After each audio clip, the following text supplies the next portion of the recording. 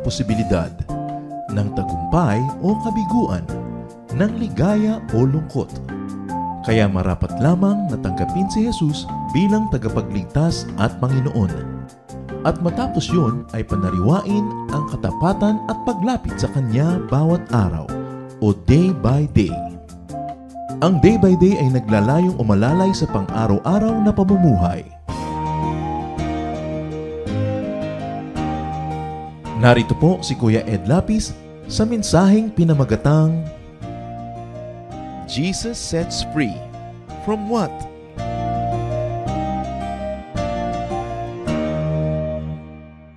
Religion can even be a needless burden. And what does the Bible tell us about Jesus? That Jesus is truth.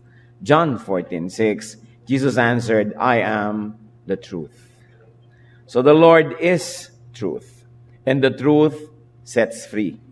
John 8:32, then you will know the truth, and the truth will set you free. What are the finer points of freedom in Christ? Ang ating pong pag-aaral, Jesus sets you free. For what? Para ano? At pinalaya at pinapalaya tayo ni Kristo. Heavenly Father, we pray for a simple message that comes only from your heart. And may you silence us, may you still us, may you enable us, Lord, to have peace so we can be calm enough to hear your words, so we can be peaceful enough to process and think about your words, and we can be wise enough to make applications for our daily life from your word. Lord, we pray that you may speak powerfully, that every word that may be heard comes only from you. Use your servant as your footstool, as your tool, as your channel, but Lord, be the source of all blessings.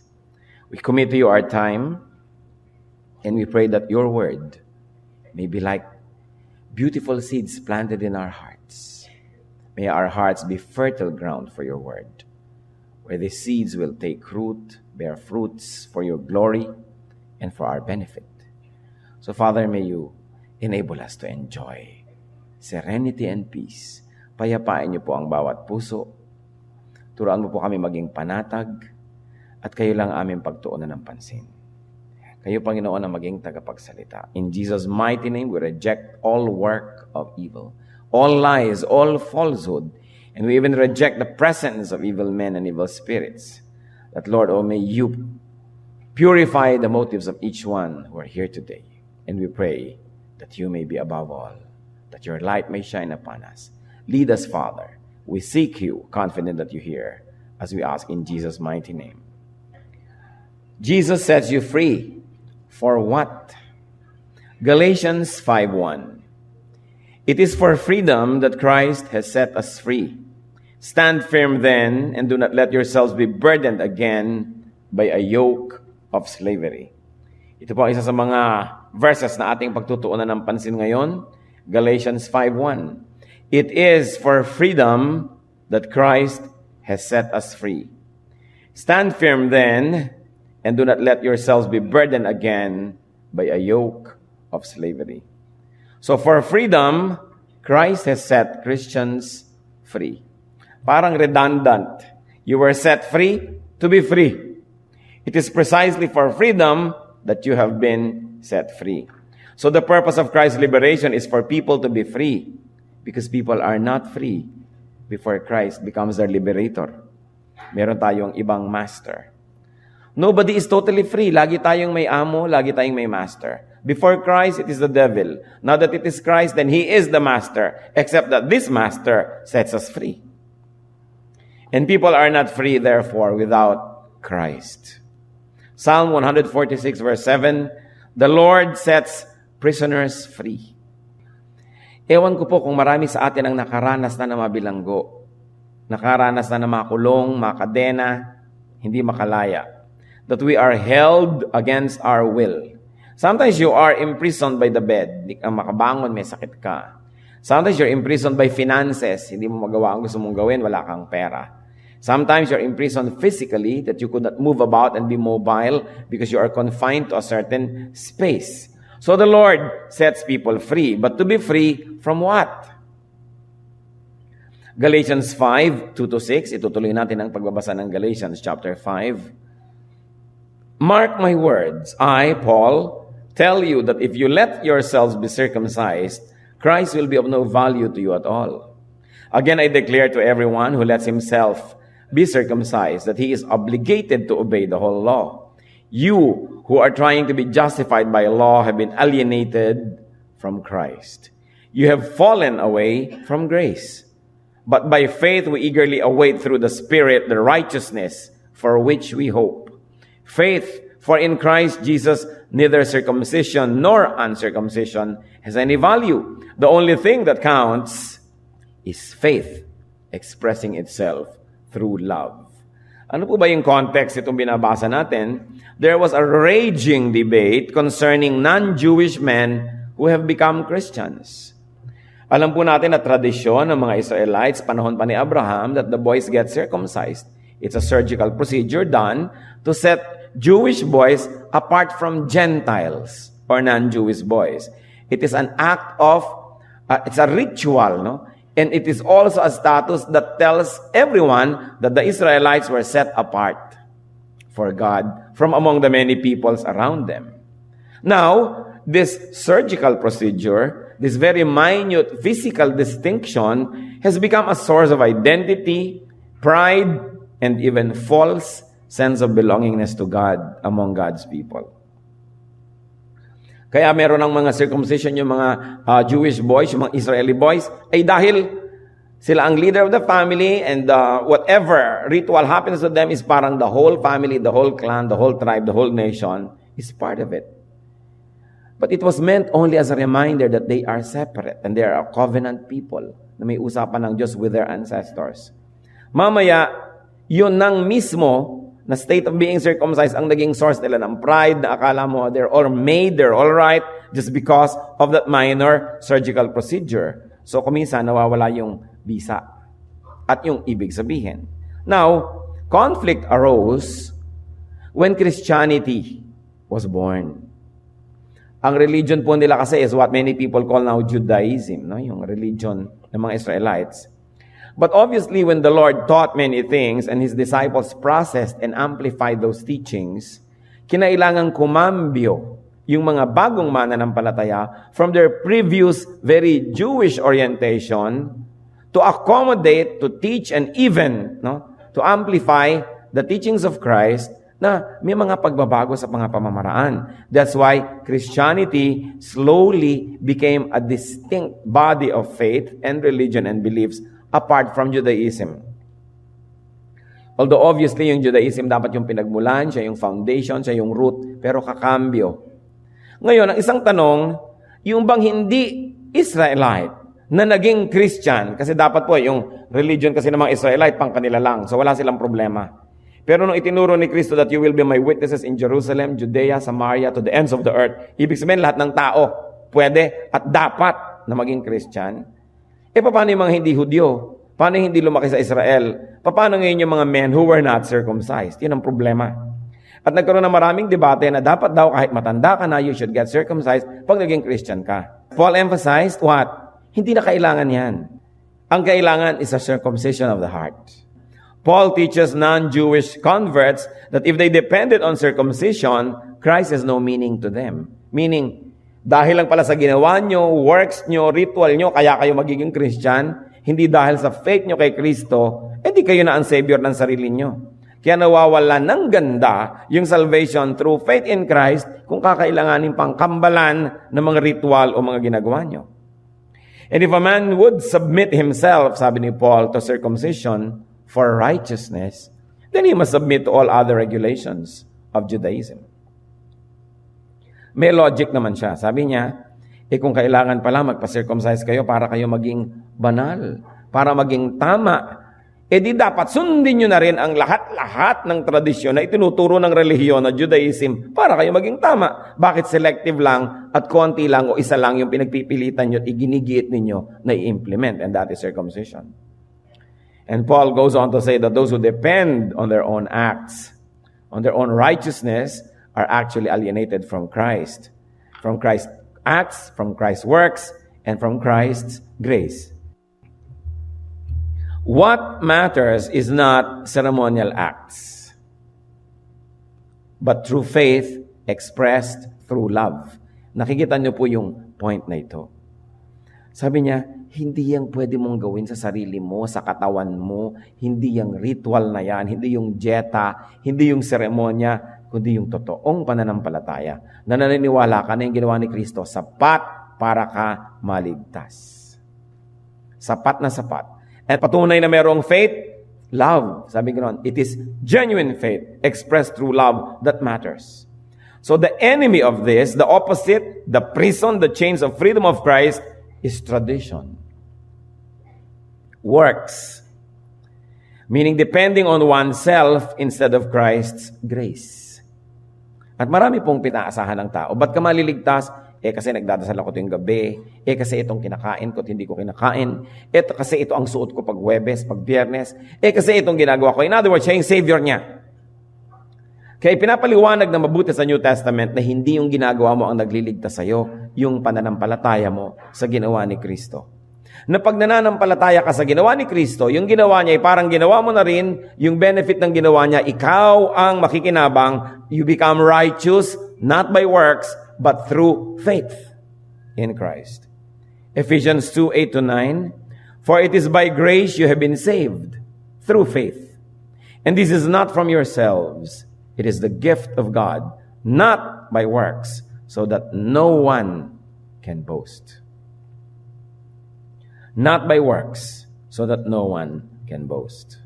And Galatians 5:13-15, you, my brothers, were called to be free. So balik tayo sa issue ng freedom. Kasi ine-emphasize lang yung freedom from circumcision, from ritual, or all the time things related to that. Sabi, you, my brothers, were called to be free. But do not use your freedom to indulge the sinful nature. Rather, serve one another in love. Marami kasi nagsasabi, ay hindi pala works ang nagsisave faith pala. Di pwede ko nang gawin lahat ng bad works basta may faith ako. Sabi, no. Do not use that freedom to indulge the sinful nature. Rather, serve one another in love. The entire law is summed up in a single command. Love your neighbor as yourself. Sabi, mahilig kayo sumunod sa law, pati mga issue ng circumcision, ng food, ng diet, ng buhok, ng suot, mahilig kayo. Bueno, isipin ninyo, ang tunay na kahulugan ng law is this, to love your neighbor as yourself. Di nga ba po, dahil do not steal, do not kill, do not commit adultery, do not covet, puro love for neighbor yan. Kaya yun ang essence. Sinunod mo man ang sinunod ang lahat ng detalye ng law, ang ending naman hindi ka pa rin loving, bali, wala. Kasi ang goal ng law is for us to love our brethren as we love ourselves. And to go on with Galatians 5, if you keep on biting and devouring each other, watch out, or you will be destroyed, not by the devil, but by each other. So people were and people are called to be free in Christ. Are you free in Christ? Yan ang tanong natin sa sarili. Free ba ako? O slave ba ako ng tradisyon? Slave ako ng ritual? Slave ako ng kung ano-anong paninalig? There should be freedom, and people are to be free from needless traditions and beliefs. People should be free from dependence on and from the burden of works. Kawawa naman yung mga tao na napapaniwala na ang kaligtasan at ikabubuti ng kanilang kaluluwa ay nakasalalay lang sa kanilang performance. Kaya sila hindi pwedeng umabsent sa kanilang church service. Kasi pag dumating ang Panginoong Diyos during their church service at absent sila, puwera sila sa salvation. Nakaka-oppress naman yun that you always have to be there all the time dahil baka mapuwera ka. After 50 years nang ka-attend, minsan umabsent ka, doon pa. Bumalik si Kristo at yung simbahan nyo umakyat sa langit, nakasara ang pinto, nasa labas ka, puwera ka. Ang hirap naman nun. Yung lagi kang kailangang perfect, 30 years ka nagpakabanal, one day ka nagkasala, nung ka pa namatay bigla, hindi ka na naman saved, wala kang kapayapaan, wala kang peace. People who depend on works for salvation will never have peace. Kaya alam nyo kung bakit prosperous ang mga tinatawag na kulto? May mga tunay naman na church ni Lord na prosperous, syempre. Pero mas madali kumisang maging prosperous yung kulto. Alam nyo kung bakit, church? Kasi ang itinuturo nila, salvation by works. Kailangan magbigay ka ng magbigay ng magbigay ng magbigay kasi nakaasa doon yung standing mo sa langit. Hindi ka nagbibigay out of love but out of fear. Kailangan lagi kang present kasi baka mapuwera ka sa salvation minsang araw na absent ka. So lagi kang present hindi dahil eager ka for God's word, kundi sa takot mo na lang na maiwan ka. Bakit discipline ang mga tao? Kasi pag nagalit sa iyo yung leader o yung komite, pinatalsik ka, burado na rin ang pangalan mo sa langit, hindi ka nakasali. So nagbe-behave ka not because of the spirit within you which controls wrong behavior, but for fear that you might be expelled. So, puro ka fear.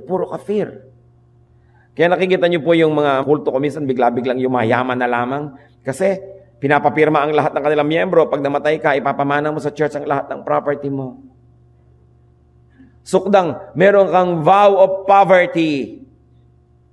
O pag nag-vow of poverty ka ngayon at naging miyembro ka nila at naging kang committed sa isang very special group, ang lahat ng mamanahin mo sa magulang mo, mamanahin na nung sinalihan mong relihiyon. So ikaw, you will be poor, may vow of poverty, pero yung church dapat rich. Saan ka naman nakakita ng ganong klaseng vow of poverty, yung tao lang naging poor. No? Pero yung institution becomes rich. So ginagamit ang tao, bina-blackmail, tinatakot. Kaya dasal lang dasal. Sukdang umuha pa ng mga taga-dasal at kasama sa dasal kasi ang dasal may points. So puro na lamang ito, pamimressure, natatakot ka. Pero ang sabi ni Lord, my peace I give to you. Not as the world give do I give. In other words, kung nabubuhay ka sa takot, hindi yan ang peace ni Lord. And you know there can only be peace when it comes to salvation. When you know that your salvation is dependent on the Lord's work, not your work. That is based on your faith in Jesus, not your performance. Ngayon, kung meron kang tunay na faith, you're expected to have very good performance, but your salvation is not dependent on that. Nakadependent lang yung mga rewards mo, yung peace mo, yung kaligayahan mo nakapaglingkod ka sa Diyos, pero hindi yung kaligtasan mo. Nasa kamay lang yon ni Kristo. It's burdensome to think that it is your works that really matter so much. Galatians 2:15-16. We who are Jews by birth are not Gentile sinners, know that a man is not justified by observing the law, but by faith in Christ Jesus.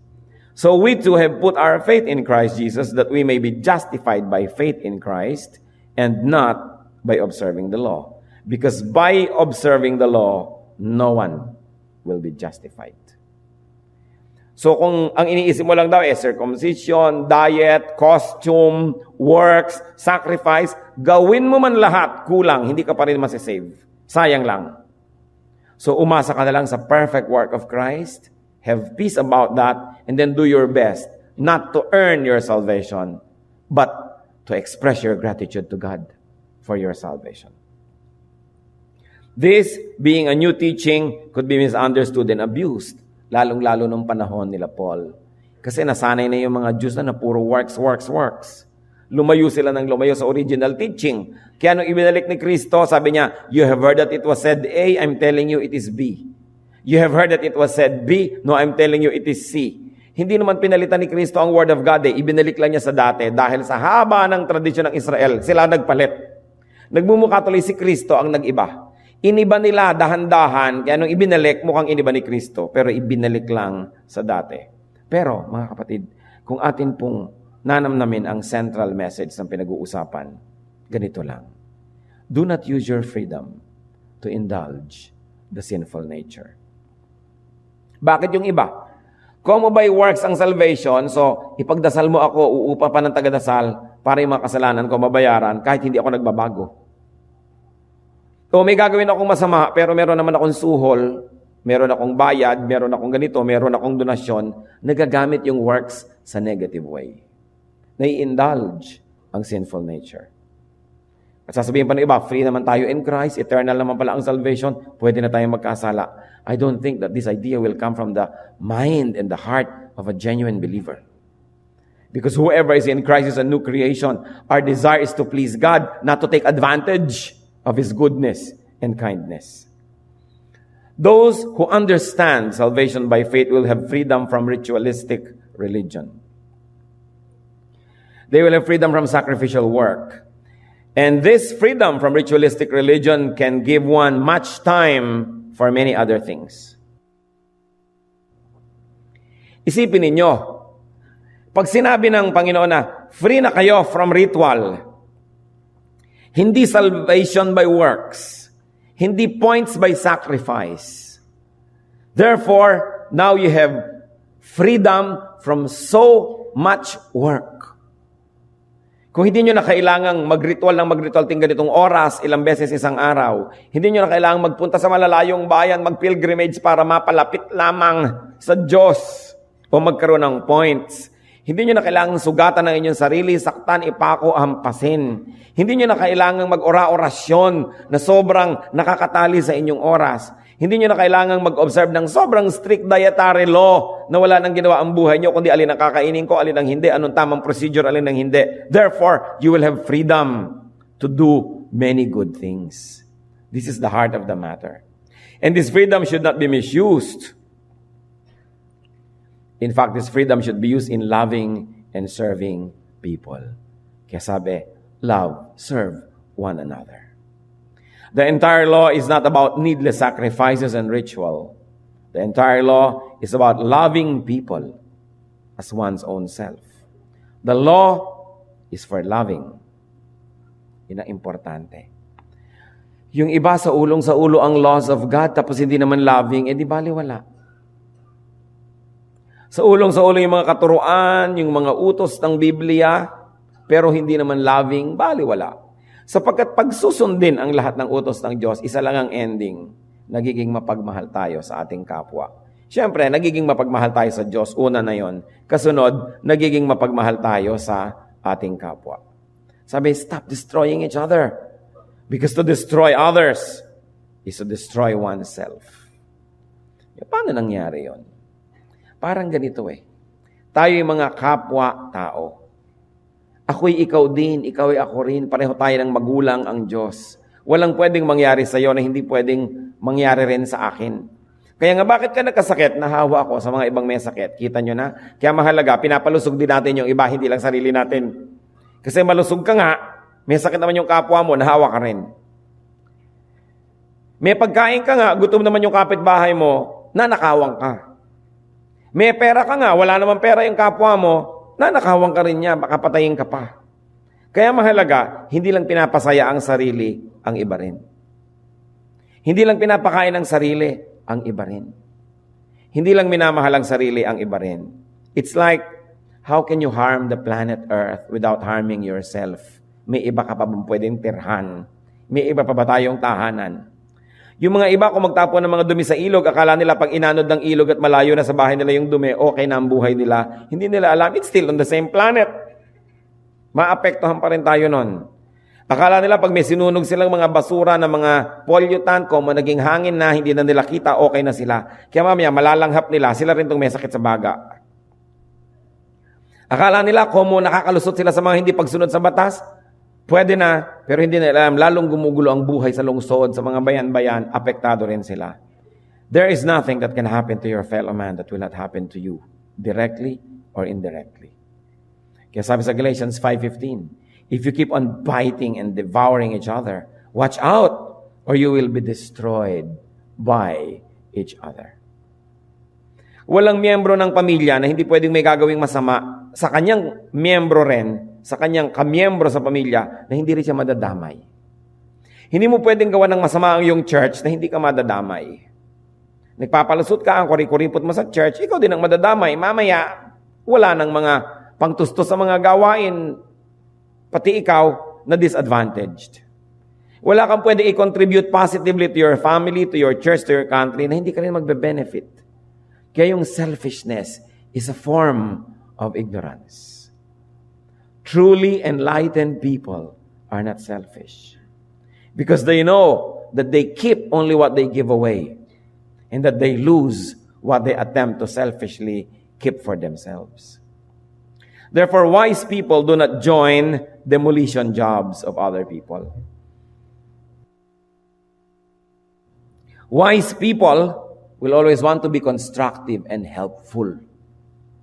May tinulungan ka na taniman mo ng mabuti, the least that will happen is that hindi ka niya gagawa ng masama. And the best that can happen is suklian niya ang iyong kabutihan.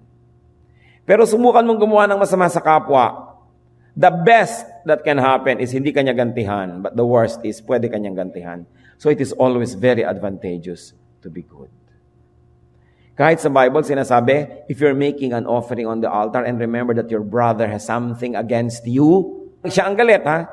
Sabi niya, leave your gift on the altar, first be reconciled with your brother. Then go back and make your offering. Bakit? Sasabihin niyo, siya naman yung galit eh, siyang may problema, bakit ako ang kailangan makapag-reconcile? Hindi niyo ba alam na bawat taong galit sa inyo is a threat? So, hindi lang yung galit ako sa tao, therefore, hindi ako papagpalain ng Diyos, kaya dapat makipagkasundo ako. Makikipagkasundo ka rin doon sa galit sa'yo. Kasi yung galit sa'yo ang maaaring gumawa ng masama sa'yo. So, sa pakikipagkasundo mo, sa iyong pagbababa ng loob, sa iyong pakikipagmabutihan, in the end, you will also reap good fruits. Lahat ng inuutos sa atin ng Diyos para sa ating kabutihan. Hindi para tayo maging kawawa o maging lugi. So it's important, never destroy others. Part yan ng ating pinag-uusapan na, why are you free? So you can love. The ministry of Jesus Christ is to set people free. First of all, from sin.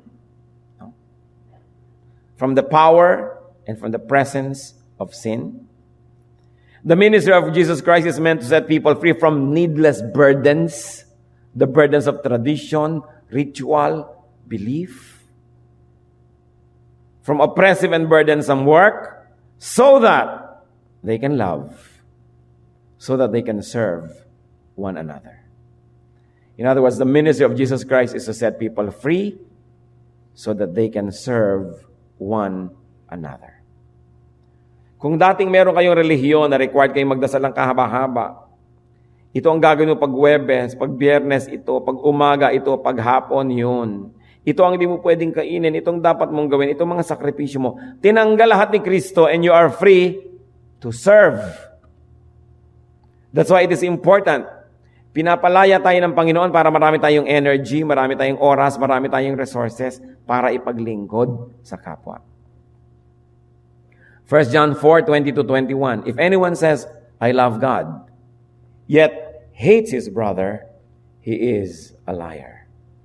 For anyone who does not love his brother whom he has seen cannot love God whom he has not seen. And he has given us this command, whoever loves God must also love his brother. Ano kaya ang kaulugan nito sa ating sariling buhay? Sinasabi natin, I love you, Lord, pataas-taas pa ng kamay. Pero sabi niya, totoo, love your brother first. Kung yung Diyos na hindi mo nakikita, sasabihin mong iniibig mo, paano mangyayari yun? Kung yung tao nakikita mo, hindi mo mamahal, yung pa bang hindi mo nakikita? Matthew 25:40. The king will reply, I tell you the truth, whatever you did for one of the least of these brothers of mine, you did for me. So once more, the Lord is emphasizing, you love me, love others. Because the best way to love me is to love people. Una, natutuwa ang Diyos pag minamahal natin ng tao. Pangalawa, paano mo mamahalin ng Diyos? Maabutan mo ba siya ng kape? Mapapahiram mo ba siya kung siya nagigipit? Pagtatanggol mo ba siya sa kapihan? No. Pero gusto nating mahalin ng Diyos, gawin natin lahat yung mabubuting yon sa kapwa-tao sapagkat para ng ginawa natin para sa Kanya. God doesn't need us, but people do need us. And when we attend to those needs of people, we're actually attending to the Lord Himself. Kasi creation niya yun, mahal niya yun. Wala kang pwedeng gawin doon sa tao na yun na hindi siya ang masasaktan kung pangit ang iyong ginawa at hindi siya ang matutuwa kung maganda ang iyong ginawa. So, huwag niyo nang hanapin ng Diyos sa ibabaw ng mga bundok, sa pusod ng mga dagat, kung paano siya paglilingkuran. Paglingkuran ng kapwa. Yun ang pinakamadali, pinakamabisa, at itinuturo naman ng Panginoon. John 13:34-35, "A new command I give you, love one another. As I have loved you, so you must love one another.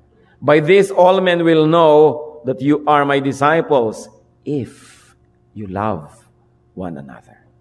Pabalik-balik yung tema sa love. Hindi knowledge, hindi doctrine. Yung iba talaga will go to World War III for doctrine, pero unloving. Love is the proof of good doctrine. And Romans 13:8, "Let no debt remain outstanding, except the continuing debt to love one another. For he who loves his fellow man has fulfilled the law." Ganun pala yun. Pag nagmamahal tayo sa ating kapwa, minamahal natin ang tao sa paligid natin, sinusunod natin ang utos ng Diyos. Yun talaga ang utos. Nagkaaway-away kung kailan ang Sabbath day, tapos naghahampasan ng tubo. Ano yan? Bakit mo pag-aawayan ng law of God, tapos ang ending hindi ka naman loving, napaaway ka pa? Dapat love. Galatians 5:1. Balikan natin yung ating main verse. "It is for freedom that Christ has set us free. Stand firm then, and do not let yourselves be burdened again by a yoke of slavery." It is freedom from needless burden that Christ gave, so we will be free enough to serve. Meron po bang tao na napalaya na babalik pa sa kulungan? I don't think so. Na siya ay matino pag ginawa niya yun. Pinalaya na tayo sa needless religious ritual. Pinalaya na tayo sa kung ano-anong mga dietary laws, sa mga kung ano-anong ritualistic demands ng religion. Aanin nyo ngayon ang dami nating free time. Dapat huwag nang bumalik sa slavery. Those who do not live in freedom will revert to slavery. So nagkaroon tayo ng maraming free time, gamitin sa mabuti, sapagkat pag hindi natin ginamit sa mabuti, we will find ourselves busy again, may panibagong amo, but this time, gumagawa ng mali. Be free to love in your heart, in your mind. Sabi, you must be free to love. Free ba tayo to love? Pag iniisip natin gusto kong mahalin ang aking kapwa. Be free to love in action, in words, in deeds. Gaano karami sa inyo na mabuhay pa ang mga magulang nyo? Bakit ako nga, sino sa inyo mga buhay pa ang mga magulang? Yan, nandyan ang inyong mga magulang, tatay, nanay. Nasabihan nyo na ba ang magulang nyo na mahal ko po kayo, I love you? Ha? Nasasabihan nyo ba yon? Yung hindi pa nagsasabi, ito yon. You must be free to love. You must be free to say that you love. Ba't yung iba parang kinikilabutan? Ha? Sasabihin ko sa daddy ko, I love you. Naku. Pero nakakasagot, ha? Nakakasagot ng pabalang-balang sa magulang, kaya, hindi nahihiya. Nakakapagsalita ng pangit sa magulang, hindi naliliit. Pero yung magsasabing I love you, hindi makaya. Pag hindi nyo makaya, dalawa lang yan. Talagang wala kayong love. O hindi kayo free. Kaya sabi, you are set free by Christ to love. Bakit ganun ang tao, no? Mas nahihiya tayo mag-express ng love kaysa ng kagaspangan. Kayang-kaya mo namang ignore, magdabog, maglagabag ng pinto, magbagsak ng plato, pero hindi mo masabi sa iyong ate na, I love you. Parang, ha? Pwede ba yun? Ngayon, kung hindi kayo sanay to verbalize, at least action. Kasi action is also a language. Yung action mo. Yung mag-express tayo. Huwag nating pigilin yung tama. No? Hindi nating pinipigil yung mag-express tayo ng positive emotion. Do not be shy. Do not be embarrassed to love and to express love.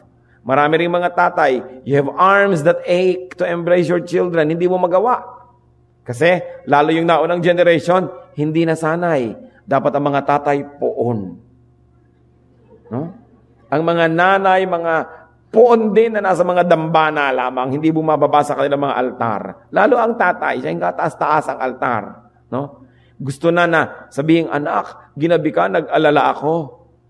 Ang gagawin, papagalitan yung anak mo na ulo hanggang paa. Bakit ka ginabi?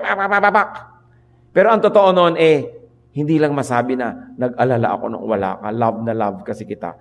And because we don't have the capacity to express love, humahanap ng ibang expression, nagiging sermon. Kaya yun na lamang ang kaisa-isang bukas na daan para makapag-express, nagiging parang galit. Ba't ba nagagalit? O mga anak, magiging magulang din kayo. Balang araw. No? Pero mas madaling matulog ng maaga kaysa sa maghintay sa nawawalang anak. So pag hinihintay kayo, ibig sabihin mahal kayo. Kahit pa pinagalitan kapag uwi mo't kung ano-ano mga expression, ang ibig sabihin pa rin nun, mahal ka. Hindi kasi tayo masyadong nasanay sa ating culture mag-express. No? Lalo lalaki, hindi masyadong nasanay. Pero mga babae, mga lalaki, mga Pilipino, mga anong kultura, kay Kristo, we have been set free. And you should use that freedom to love, to express it. Because, we may never love like this again. Di ba? Eh, malay nyo naman. Hindi ko pa nga kinantayan, pumapalakpak na kayo dyan. Eh, malay nyo naman, bigla na kayo namatay, hindi nyo na na-express. O yung mamahalin nyo ang biglang namatay na, hindi nyo na na-express, eh di sising-sisi kayo. Kaya we may never love like this again eh. Sige na, i-express nyo na yan, bumigay na kayo. Pero, dun sa pamilya ha, yung mga dapat mahalin, yung hindi dapat, hindi dapat. Freedom for loving, freedom for serving. Marami pa pong forms of freedom, mga kapatid. Many people are financially free to love. Meaning, kaya naman nila maglibre, kaya naman nila mag-blow out, kaya nila tumulong, magbigay ng matrikula, kaya naman nila magbigay ng pandustos. It's a freedom. Do you know why you are free financially? So you can love. God is a God of mathematics. Bakit kayo binibigyan ng sobra sa need nyo? Para you will be free to help others who are needy. Yun. There are people who are occupationally free. Mas marami silang oras. Hindi sila alipin ng 8 to 5 o ng shift o ng trabaho. It means more is expected of us to be loving, to be here, to be there, to attend to the needy, to give counsel, to pray, to rejoice with those who like to rejoice. Kung wala kayong amo, self-employed kayo, marami kayong freedom and flexibility, hindi yan aksidente. Meron kayong ministry so that you will be free to love. There are people who are socially free, meaning, hindi sila mahiyain. They can talk with anybody. Pwede silang makihalubilo kahit kanino. They are equipped. They have communication skills. They are presentable. They have no inferiority complex. Then, why are you free? You are free to love. So that you can talk to anybody about Christ and Christ's goodness and love and salvation. So that you can go anywhere and talk to anyone about the goodness of God. Yun ang mission. Hindi pupunta ka kahit saan para chumismis, makipagdaldala ng walang mga kapararakan, mga walang kwenta. That freedom must be surrendered at the feet of Christ because it is Christ who sets you free. And you are set free to love. There are people who are intellectually free. Kayang mag-isip ng malinaw, kayang magpaliwanag, kayang magturo. That freedom must be used to love, to teach people about Christ. And of course, nearly all of us, if not all, are physically free. We can talk. Therefore, we must use our speech to love, to talk about the love of God. We can go places. We can call people. We can move about to serve. Why are you free? To serve. Why does God want us to serve? Because even Jesus Christ served. The Son of God came to serve and not to be served. So if Christ is a servant, Christians expectedly will be happy servants. Ano po ang freedom nyo? May napupuntahan kayo, hindi napupuntahan ng iba. May kilala kayo, hindi ko kilala. May makikinig sa inyo na hindi makikinig sa akin. That is your freedom. That freedom must be used to love. Dati kayong nakatali sa bahay, nag-aalaga ng maliliit na bata, naglakihan na sila ngayon, meron na kayong freedom. Aanin nyo na yon. Ginamit nyo na yung oras yun to love your family. Ngayon, sino naman ang iba pang family that needs to be loved? Meron ng freedom. Lalo yung mga retired na, hindi na sila fully employed, hindi na sila nakatali, meron kayong bagong freedom. Aanin nyo yan, aantayin nyo na lang si kamatayan? Siyempre hindi. The Lord set you free so you can serve. It is Christ who sets us free. What is your area of service? Saan tayo area dapat umibig pa? To love people. Marami sa inyo, binigyan ng Lord ng kotse. O saan nagpupunta ang kotseng ito? Kung saan-saang dilim pumaparada. Dapat ginagamit para sa paghahalid ng salita ng Diyos, sa pagsaserve sa Panginoon. You were set free, you become mobile. Binigyan tayo ng mga cellphone. Alam niyo naman ang Pilipinas, texting capital of the world. Pamisa-misa nagiging capital naman tayo, ano? O ano naman ang pinaglalalagay at dumadaan sa text na yan? Mga kuno-ano lang na kumain ka na ba? Mga birong, mga walang katuturan. O ginagamit ba natin to encourage people? To send prayer texts, reminders, encouragement. Remember, every tool comes from God. It must be used to glorify God. Hindi yung pera mo, gamit mo, kotse mo, ginagamit mo palalo para magkasala. Dapat bawiin ng Diyos yan. Kasi baka mas matino ka pa kung wala. Kasi kung nagkakaroon, nababaliw. Talent is a freedom. Isipin nyo, kakantahin ko na sana yung We May Never Love Like This Again. Paano ko makakanta? Namamalat ako, tsaka baka sintonado pa yan. Pero yung mga ibang tao, di ba, they have complete command over their vocal cords. Kung makakanta, ang ganda-ganda. Kung humugot ng mga nota, para naghihilot ng pilay. No? Ang mga boses nila. O saan ginagamit? Dapat kantang makalangit, kanta para sa Diyos, kanta to comfort, kanta to love one another. Hindi mga kanta ng mga pataas-taas pababa-baba. Na ano ba yung mga tataas-taas at bababa-baba na yan? Diba? Kailangan gamitin ang talent para sa ikaluluwalhati ng Diyos sa ating buhay. Hindi yung mga hidden, coded sexual messages. No? Kaya, inaano nyo ang inyong freedom. Itaas yung mga kamay nyo, mga kapatid. O, igalaw-galaw. You're free to move. O, inaano nyo ang kamay na yan, hindi ba? Paglingkod. Ang mga bibig, magsalita ng tama, magpatotoo. O, inaano ang mga wallet at mga laman ng wallet para sa ikabubuti ng kapwa, ikatutulong sa mga dukha, mga mahirap, at sa ikalalaganap ng kaharian ng Diyos. Hindi para sa sarili lang. No? Lahat ng kalayaan, dapat natin ipagpasalamat. Yumuko tayo sa Panginoon at I want you to pray to the Lord. Magpasalamat kayo mga kapatid sa mga personal na ibinigay sa inyong kalayaan ng Diyos. Is it financial, occupational? Is it social, intellectual, physical freedom? What is it? Thank God that you are free. And dedicate this to the Lord. Italaga natin sa Diyos. Ibigay natin sa Kanya. We are set free to love. Spend some time in personal prayer.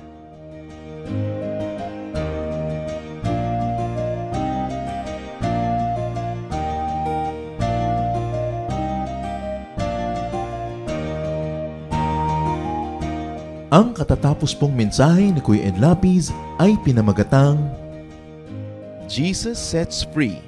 From what?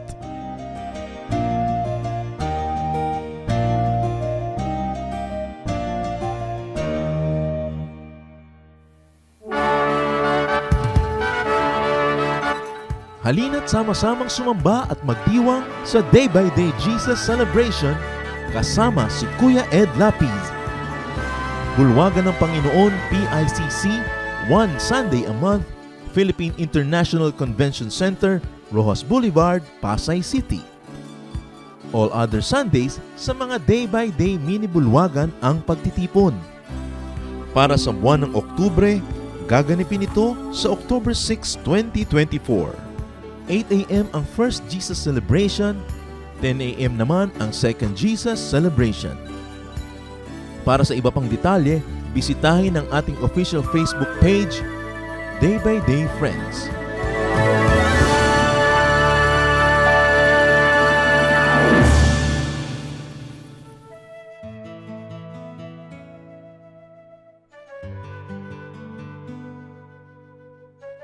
Bakit bayani ang turing kay Lapu-Lapu? Siguro maganda muna na ating bigyan ng kahulugan ano ba yung bayani. Sa oras ng kagipitan, pagka sinasakop ang iyong bansa, yung ikay pumatay o mamatay para sa iyong bayan, kabayanihan. Sa oras naman ng kapayapaan, yung ikay maging mahusay na mamamayan, mabunga, masipag, masunurin sa batas, iyon ang bayani. Maraming uri ng kabayanihan at yung kay Lapu-Lapu kaya kinikilalang una sa mga nagtanggol ng dangal ng bayan laban sa mga banyaga na gustong sumakop dito. At dumating si Magellan sa Mactan, hindi naman para makipagkaibigan, kundi para sakupin ito at paluhurin sa hari ng Espanya. Kaya ang ginawa ni Lapu-Lapu, ipinagtanggol niya ang dangal ng kanyang lahi, ng kanyang bayan, at nakidigma. Hindi lang sila lumaban, nanalo, sapagkat umatra sa mga Kastila at napatay nila si Magellan.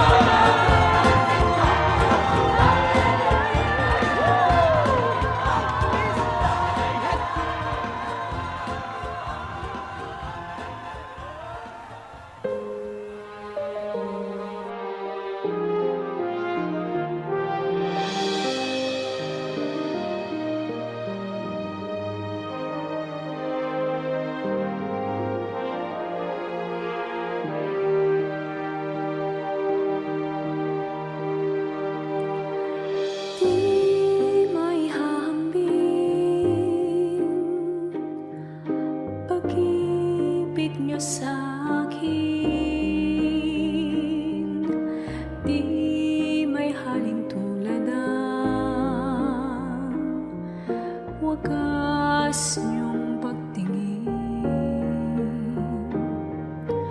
ang iyong pagmamahal sadyang walang hadlang, wala sa kalagayan at katayuan.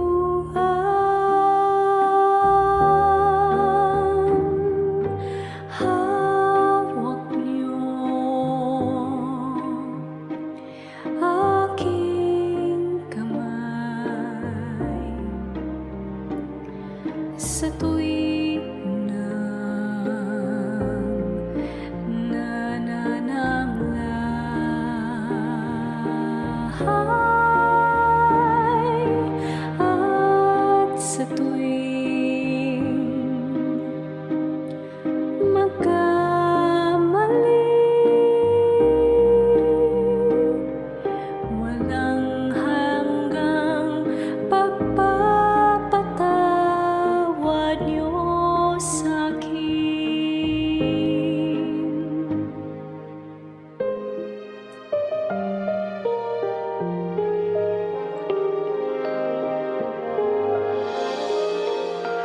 Di may hahambing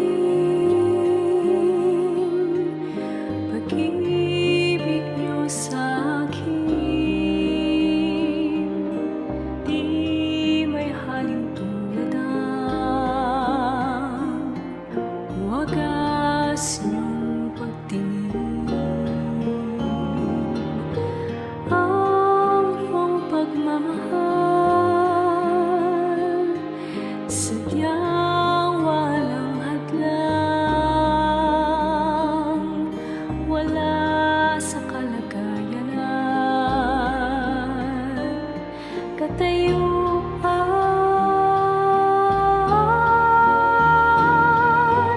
Hawak niyo aking kamay sa tuwing nanananglahay at sa tuwing magkamali,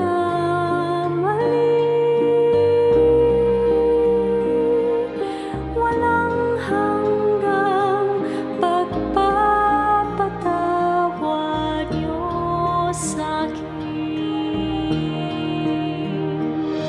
Sadyang di mapigil ang kabutihan niyo, kahit tumigil pag-ikot ng mundo. Sa'king kahinaan, di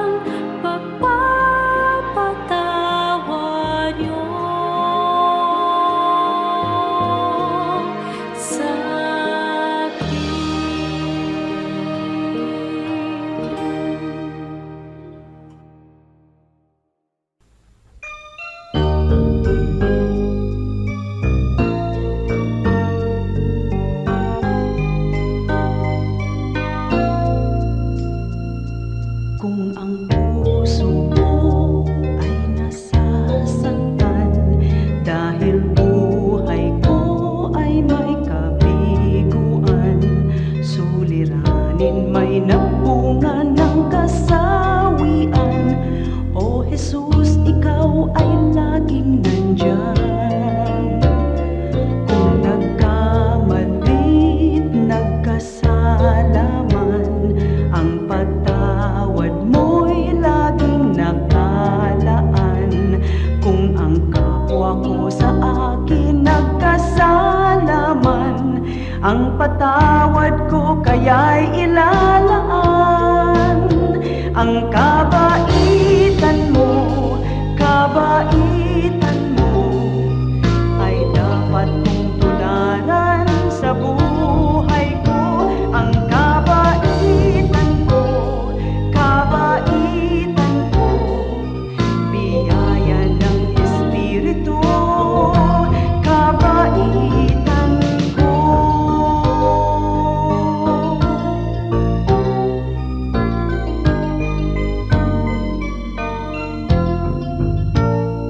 Kung nagkamalit, nagkasala man, ang patawad mo'y laging nakalaan.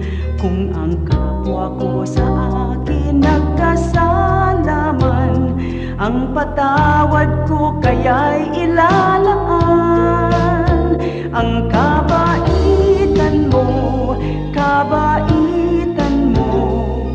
ay dapat mong tularan sa buhay ko. Ang kabaitan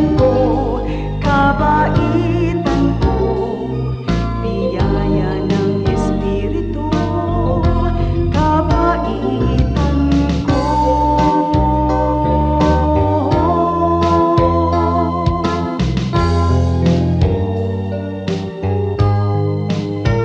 Ang kabaitan mo ay dapat kong tularan sa buhay ko. Ang kabaitan ko, biyaya ng Espiritu.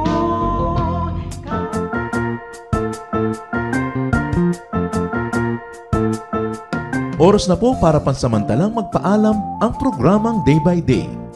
Tayo po'y magsama-sama tuwing ika-6 hanggang ika-7 ng umaga, araw-araw. Magandang umaga po at mabuhay ang Panginoong Hesus!